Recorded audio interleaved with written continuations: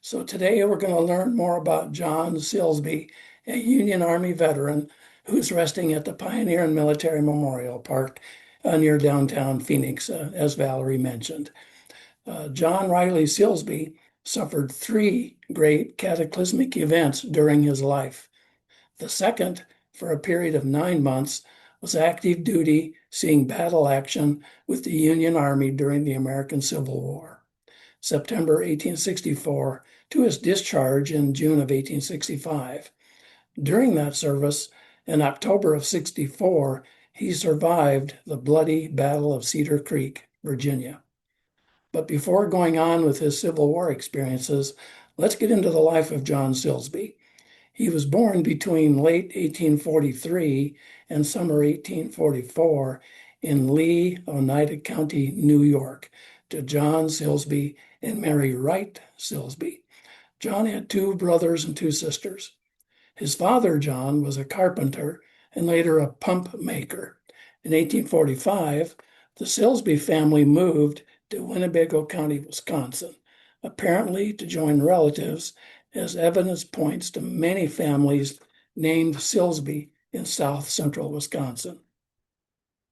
Some sad news, John's mother, Mary Wright Silsbee, seems to have passed away after the birth of her last child, as she is not listed in the household for the 1850 federal census.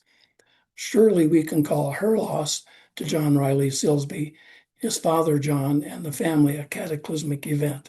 That would be the first in young John's life.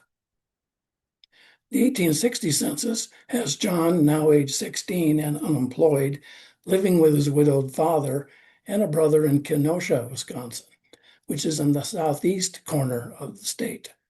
Interestingly, the name John Silsbee appears in the Manitowoc, Wisconsin newspapers throughout the summer and fall of 1863, but that community is located on the north shore of Lake Michigan, about 120 miles north of Kenosha. In Manitowoc, this John Silsbee is listed in the newspapers as Class 1. In the enrollment lists, they were published nearly every day in the newspapers. Those lists are the men at least age 20 and eligible for the draft. There's no way to easily confirm this one was our John Silsbee, although the demographic data, his age makes sense. The range works. So we may be able to assume he was our John Silsbee. By the autumn of 1864, we find 20-year-old John working as a photographer in or near Albany, New York. This is a photo supplied to me by local Phoenix historian Jeremy Rowe. He's been quite distinguished for a number of years as a photography historian. So this represents a typical photography studio about that time period. It was in Albany where John accepted a bounty payment for enlisting in the Union Army on September 3rd, 1864. Here's a brief overview of how that worked. The Enrollment Act of 1863 instituted conscription, a draft, but that allowed individuals to pay a bounty to someone else to fight in their place. However, unscrupulous fellows became bounty jumpers. In other words, they enlisted, and then they would desert their regiment and move to another area and enlist in the Union Army again. Some did this many times, repeatedly collecting bounties in the process. This practice naturally occurred for financial reasons, because the Enrollment Act authorized a $300 payment or bounty paid to the enlistee, but that payment often was supplemented by local and state governments who added more money to the pot, sometimes causing the bounty to increase to even $1,000. Since a private earned $13 a month, it's easy to see how bounty jumping became a serious problem. Additionally, the bounty system came under considerable pressure as critics began saying the Civil War is a rich man's war, but a poor man's fight. The good news here, there is no evidence that John Silsbee participated in the illegal bounty jumping practice. It's not known why John had returned from from Wisconsin to New York, although it's likely that he still had cousins living in New York. I speculate he wanted to join the Army, figuring he would accept a bounty or enlist, and he wanted to serve with his New York cousins.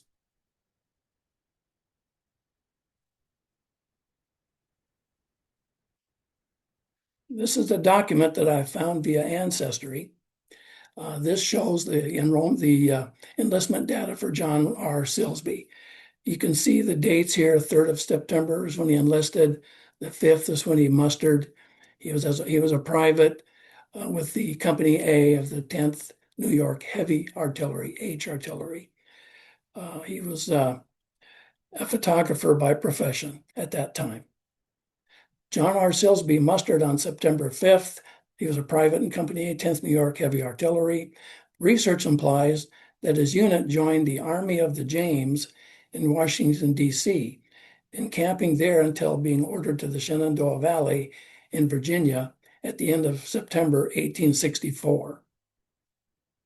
On October 19th of 64, the 10th New York Heavy Artillery, including Private Silsbee, was part of the Provisional Division under Colonel J. Howard Kitching in the Army of the Shenandoah under Major General Philip Sheridan.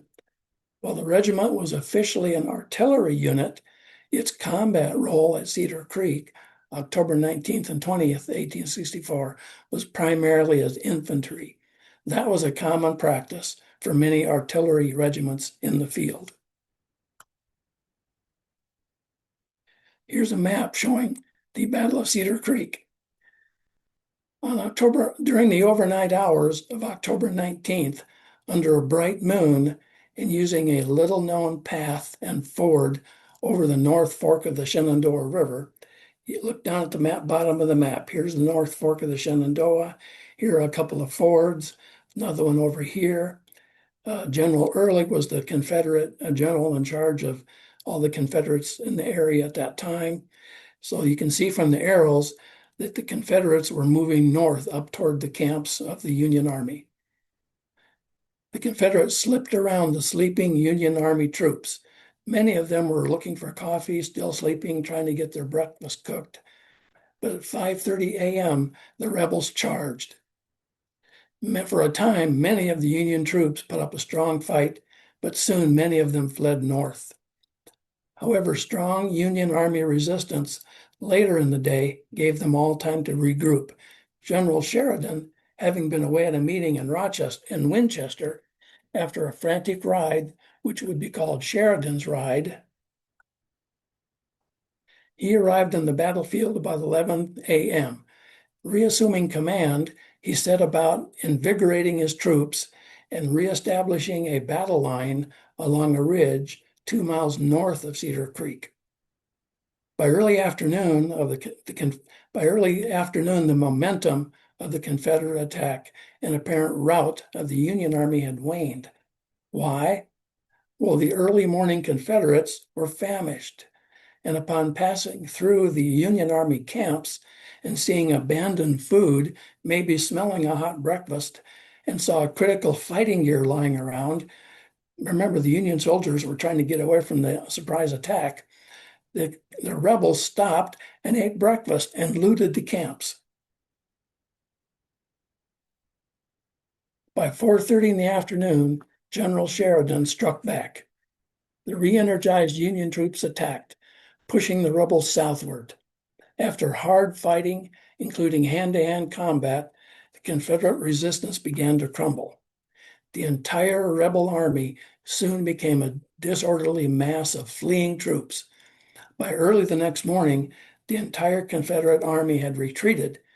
The Union Army, with Private Silsbee, now controlled the area and was able to replenish their supplies, get organized, and continue the Shenandoah Valley campaign. Why am I talking about and giving you so many details of the Battle of Cedar Creek? Well, first, obviously, to enlighten Private Silsbee's wartime experience, but also because my great-granduncle, while with the 28th Iowa Infantry, was severely injured at this same Battle of Cedar Creek during that late afternoon, October 19th rout of the Confederates. It's highly unlikely that these two privates would have known one another. The regiments were quite a ways apart. Sadly, my uncle died a few days after his injury. John Silsbee's service continued with additional activities in the Shenandoah Valley campaign until December, when his unit and he returned to Washington, D.C. From there, at least through March of 1865, the 10th New York Heavy Artillery manned defenses at Bermuda Hundred, at which point we can then provide news directly from Private Silsbee via a letter of March 5th, which he wrote to his father.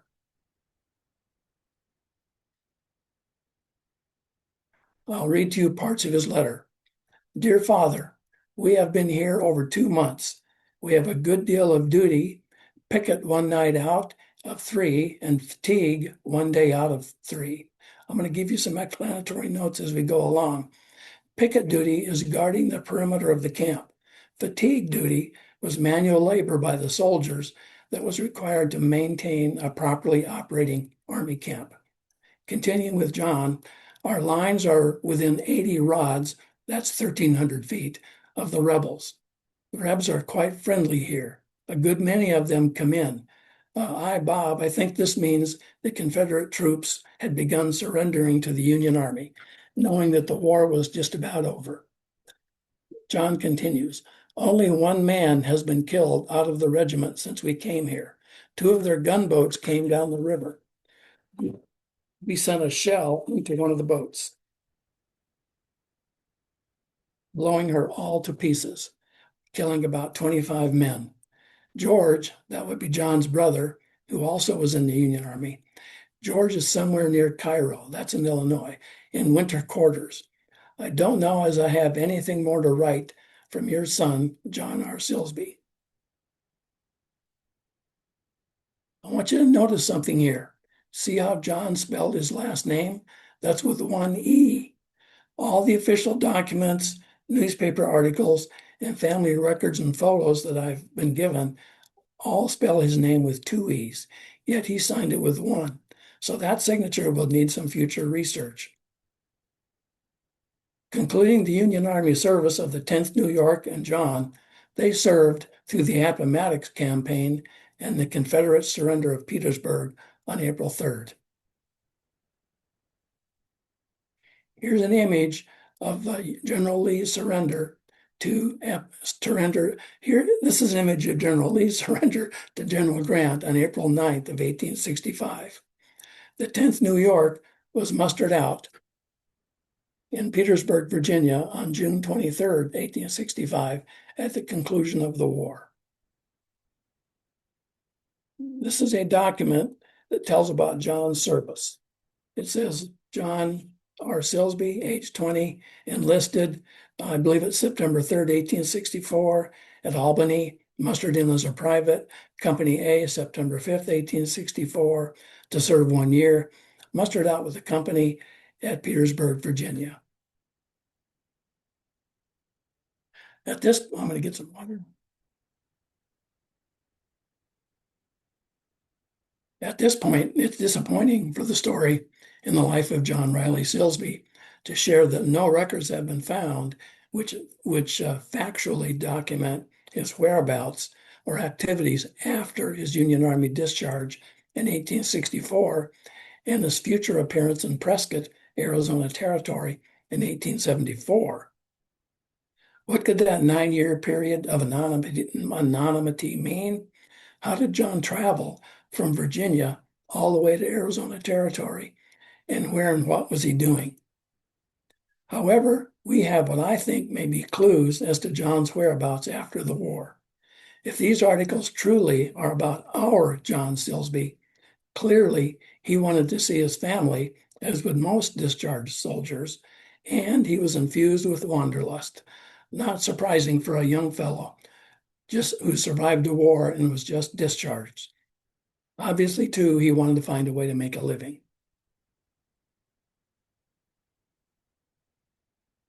The first 2 items give us some clues. This one is a photograph Notice that his family has written his name, John Silsbee, spelled with two E's. And then also, this caption was supplied by the photography studio. It says, duplicates of this picture can be had at any time by addressing the artist at Kenosha, Wisconsin. Don't you think this looks like an artist? I do. So obviously, he was trying to find a way to make a living. Uh, these this is a newspaper article that helps us too. We'll try to read it. Paintings and India ink pictures. Mr. Silsbee, the artist that does the painting and India ink work at Truesdale Gallery, is, we understand, about to leave this part of the country. It would be well for those who contemplate having that kind of work done to leave their orders at Truesdale Gallery without delay. So now we know John was working there. The photo and the caption help us believe that maybe this is our John Silsbee, but that he was about to leave Kenosha. Here's another ad that provides information. A dramatic and multi-level amateur concert will be given in Eagle Hall in about 10 days. The ladies and gentlemen who have kindly volunteered their services are as follows, several names. In the middle, we can see Messrs. E. Silsbee, that would be John's brother Edward, John Silsbee, and a John Ritter, all first-class musicians, have kindly volunteered their services, which is a sufficient guarantee that the orchestra will be well looked after. The ladies and gentlemen have been rehearsing their respective parts for the past 3 weeks, and from all appearances, the entertainment promises to be a complete success. This was a newspaper article dated March 17th of 1870.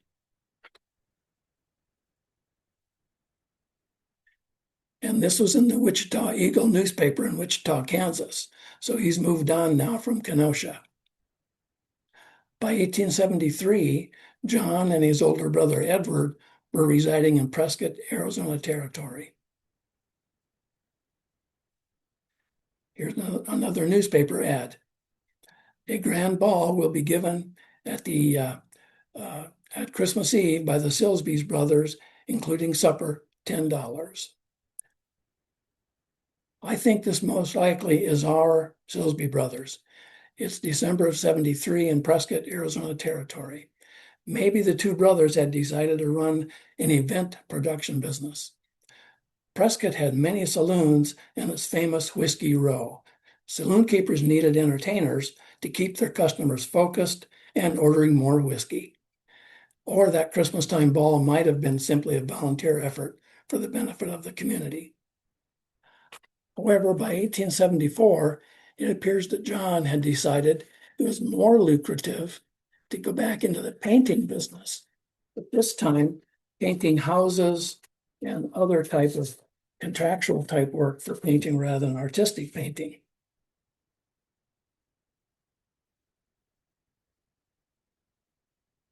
I don't know if I'm making this too small for you to see, but I need to be able to read it. There's other images over the top on my computer. But anyway, it says, this is from April of 1874 from a Prescott newspaper. Silsbee and Bromley, house and sign painters, paper hangers and glaziers at Swearengen's old stand, Granite Street. And then another one this is an ad that ran, an identical ad that ran many times, almost daily, January through March of 1876. And it says Silsbee and June, house and sign, carriage and ornamental painting, graining, plain and decorative papering and glazing. All work relative to the business executed in first-class style and on reasonable terms. Shop in the old Prescott House, Granite Street, Prescott, Arizona Territory. Researching this part of John's story also resulted in discovering at least 3 other businesses advertising house, sign, and carriage painting and glasswork in Prescott during those years. I mention this simply because that seems to imply the area at that time was experiencing economic, real estate, and population growth boom times, thus keeping painters and glaziers quite busy. A voter registration list for Prescott, dated 25 August of 76, lists John Riley Silsbee, which confirms John, if not Edward too, was in Prescott at that time.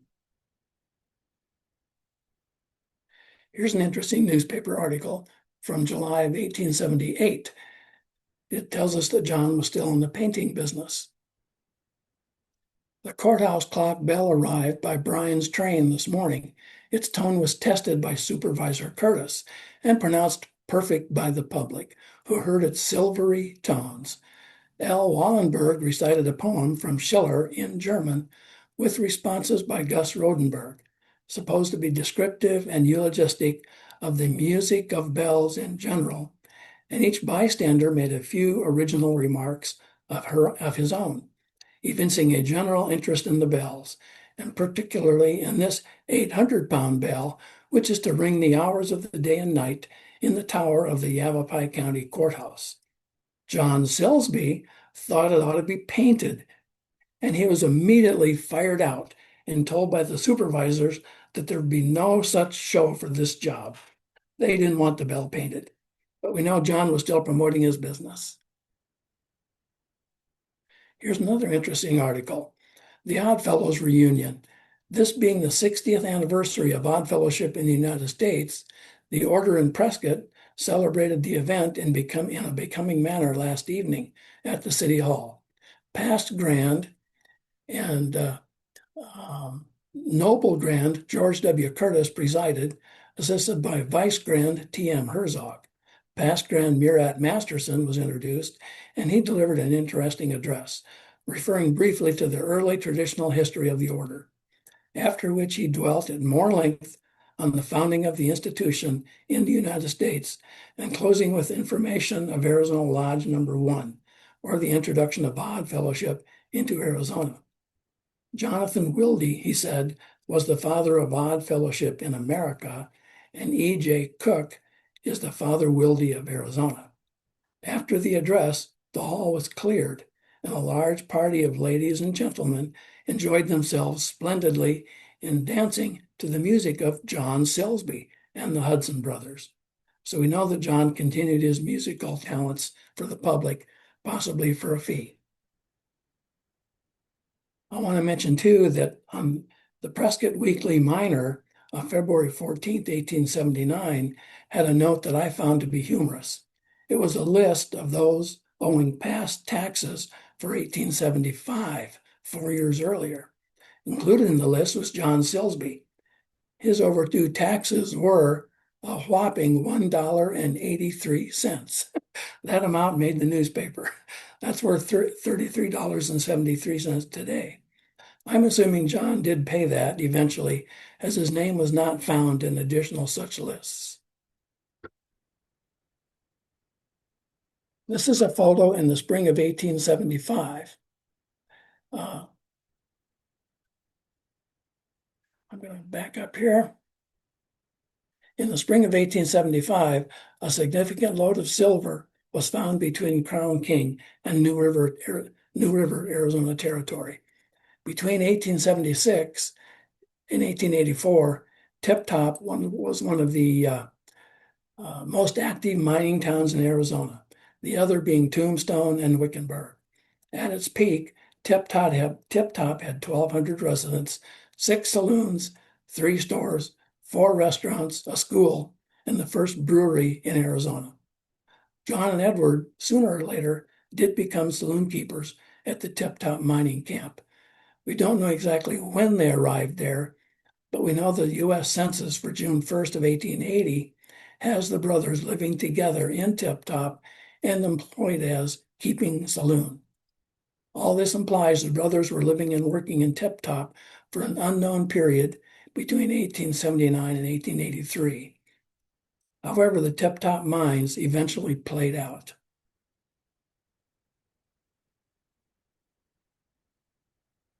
By July of 1883, John R. Silsbee was in Phoenix again, working as a house and sign painter. This is an ad from the Phoenix Herald of July 12, 1883. John R. Silsbee, house and sign painting, paper hanging, glazing, etc. The shop was on Washington Street, opposite McNeil's Harness Shop. This is from October 18th of 1883. John R. Silsbee, house and sign painting, paper hanging, glazing, etc. Shop on Washington Street, opposite McNeil's Harness Shop. These ads ran repeatedly through January of 84 and seem to have ended at that time. His business must have been reasonably successful, as his continuing address on Washington Street in the heart of the business district meant that he was continuing to pay the presumably higher rent at that time at a prime business location. And he ran these same ads regularly from July of 83 into January of 84. At least we know he was covering at least some of his basic business expenses. I have found further evidence of John being well established in Phoenix at this time, as voter registration lists for 1882, 84, 86, and 88 record his residence as here in Phoenix. This is a photo of the membership medal for Grand Army of the Republic. While in Phoenix, John Riley Silsbee joined the John Wren Owen post of the Grand Army of the Republic. Here's a bio of John Wren Owen. He was born in December of 1822 in Illinois. He was with the California Infantry. He was a representative in the 5th Arizona Territorial Legislature in 1868. He was elected treasurer of Maricopa County in 1875, serving until his death in 1877. He is buried at the Pioneer and Military Memorial Park at the City of Lucely Cemetery. In 1886, the GAR post elected John Silsbee as quartermaster sergeant. It's presumed that he held that post for an ongoing period of time. John's house painting ads seem to have ended in January of 84, leaving us with another period of time, that date until January of 1890, when we don't know what he was doing, although he apparently did remain in Phoenix.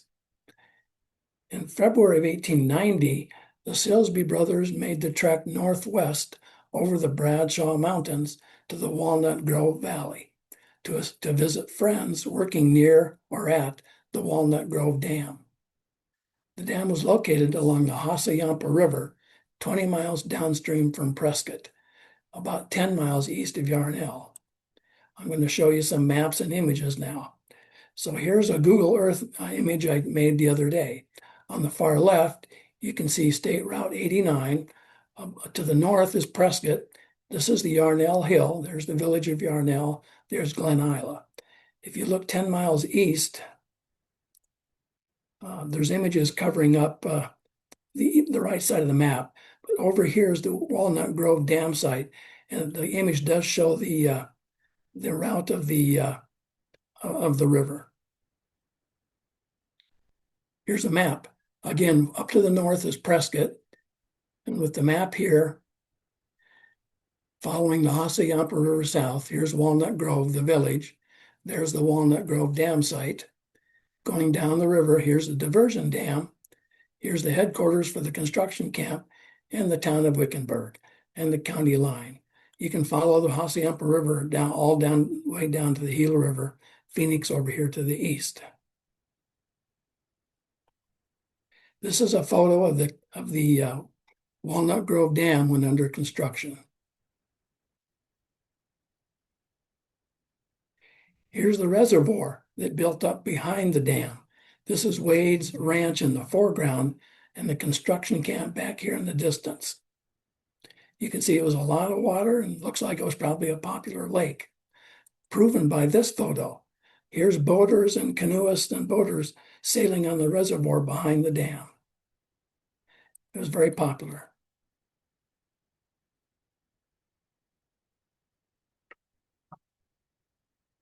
The dam had been constructed in 1886 to 88, and it was said to be 135 feet thick at bedrock. It was one of the 4 largest dams in the western United States that were built for water storage purposes.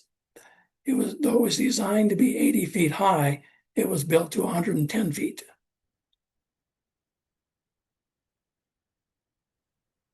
In June of 2023, for the Pioneer Cemetery Association, PCA member Donna Carr and I shared writing a brief biography of John Riley Silsbee. Much of today's presentation is based on Donna's research. I have two exciting notes to share with you. Two very special people have been involved with this presentation. One lady, a relative of John Riley Silsbee, this morning I've learned, made a nice donation to the PCA. The second Silsbee family members involved, I want to share with you. We have a special guest I know on Zoom today. Her sister might be too. We have Mary Stafford and her sister Susie. They are three great grandnieces of John Riley Silsbee. So we have actual family members of John's with us today. That's pretty special. Welcome, Mary and Susie. It's such a pleasure to have you with us. And it's Mary who shared numerous photos, documents, and articles, some of which you've seen already this morning. Your presence here today, truly, Mary and Susie, is very special. That makes our day. Thank you for sharing. Please do, both of you, come to Phoenix someday soon, when the weather's a lot cooler, and join us for a visit to the grave of your three great uncle, John Riley Silsbee. We're very grateful for your added data and your company today. We hope you'll be finding today's presentation to be accurate and helpful. Let's take a few more minutes now and complete John Riley Silsbee's story. On a peaceful Saturday evening, around midnight of February 22nd, 1890, the third cataclysmic event of John's life took place. The Walnut Grove Dam burst. A massive wall of water, 4 billion gallons, including the entire dam structure, for some reports, and tons of rock, 100 feet high, roared down the canyon at over 60 miles an hour. Other reports said 20, inundating and wiping out the lower dam. Campsites, villages, ranches, buildings, animals, and people, everything for miles downstream. Quoting an article in Arizona Highways magazine, a steel cable broke with a ball of fire and what sounded like an explosion. In the next instant, the ground shook as if moved by an earthquake, and the entire structure gave way. With a deafening noise, nearly 1 million tons of rock moved down the river in a solid mass, wiping out everything in its path and scouring the canyon walls smooth. A witness said the 100-foot-high wall of water glowed spectrally with 1 million phosphorescent eyes as it moved down the canyon through the moonless night. Within 2 hours, the 1,100-acre reservoir had emptied, leaving boats stranded in the mud. It took only about a half an hour for the flood to reach the lower dam, exploding it into pieces. The flood carried away tents, buildings, pulled up massive cottonwood trees by their roots and snapped them like pipe stems, and stripped the canyon to bedrock. The wall of water was still 40 feet high by the time it smashed into Wickenburg. There, it destroyed farms and ranches as it swept through. The river continued to flood homes as far away as Buckeye and Hassayampa, where it empties into the already swollen Gila River. The article concludes, the folly that was the Walnut Grove Dam is seldom thought of today when it's remembered at all. Sources vary considerably as to the number of the dead. Anywhere from 38 to over 100 were reported. Marshall Trimble, Arizona State historian, has said exactly how many people lost their lives was never known. Remember earlier when I said the dam was designed to be 80 feet high, but was built to 110? That was one of many fatal mistakes.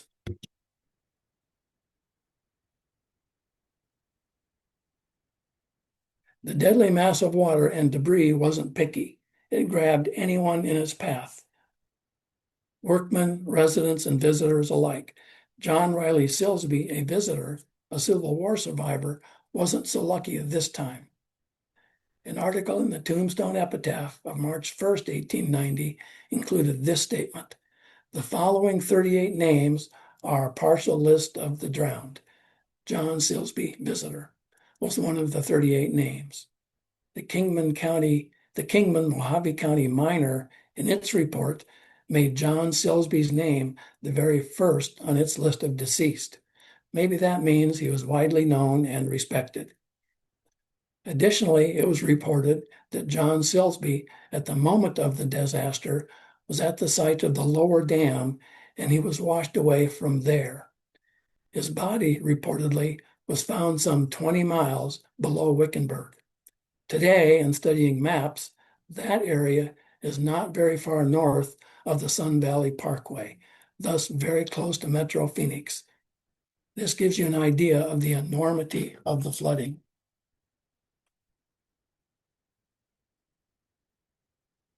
This is another newspaper ad. The body of John Silsbee, who was among the missing in the Walnut Grove disaster at Prescott, Arizona Territory, was found recently in a gulch 50 miles below the scene of the accident. The corpse had been mutilated by the coyotes and buzzards, but the features were well enough preserved for identification.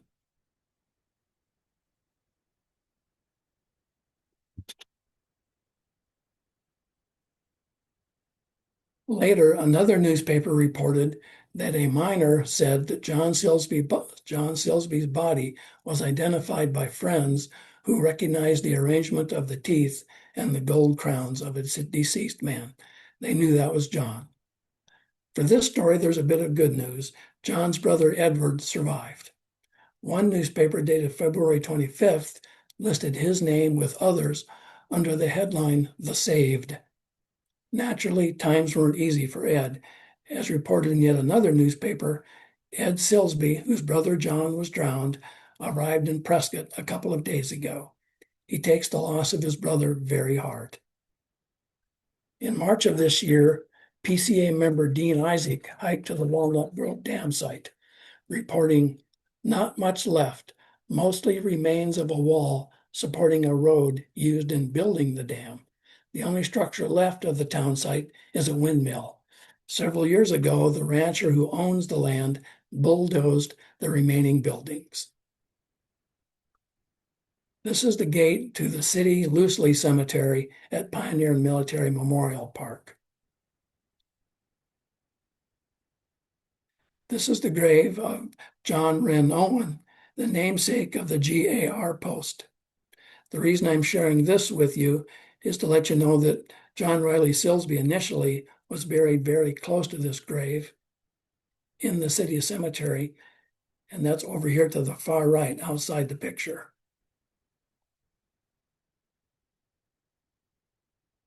This is the entry gate to Porter Cemetery. After Porter was platted in 1891, the GAR bought a group of plots here intended specifically for the burial of Union veterans. That area is over here to the right outside the photo.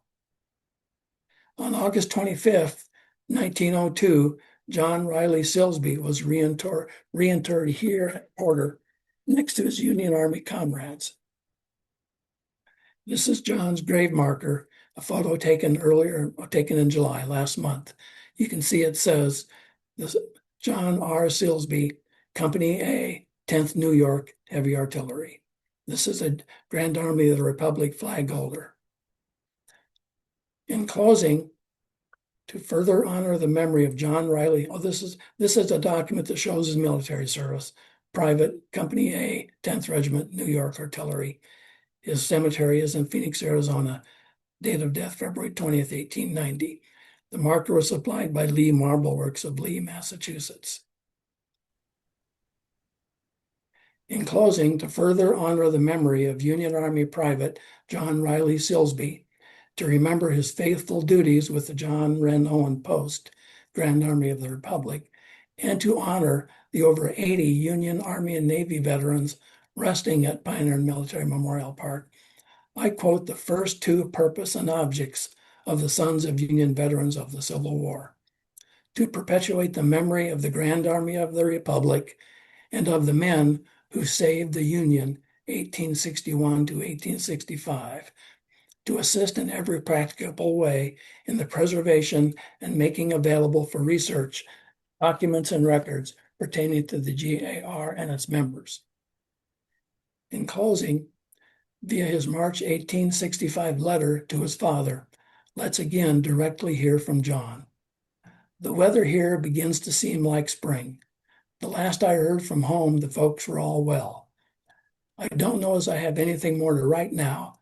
From your son, John R. Silsbee. Thank you all for attending and sitting in today.